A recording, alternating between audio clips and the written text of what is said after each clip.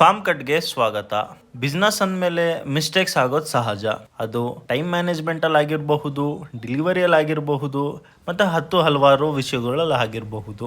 ಆ ಬಿಸ್ನೆಸ್ಸಲ್ಲಿ ನಾವು ಎಕ್ಸ್ಪೀರಿಯನ್ಸ್ ಇರಲಿ ಅಥವಾ ನಾಲೆಡ್ಜ್ ಇರಲಿ ಅಥವಾ ಫುಲ್ ಟೈಮ್ ರಿಸರ್ಚ್ ಮಾಡಿ ನಾವು ಏನೋ ಒಂದು ಮಾಡ್ತಾ ಇದ್ದೀವಿ ಅಂತ ಹೇಳಿದ್ರೆ ಮಿಸ್ಟೇಕ್ಸ್ಗಳು ಸಹಜ ಆಗೇ ಆಗುತ್ತೆ.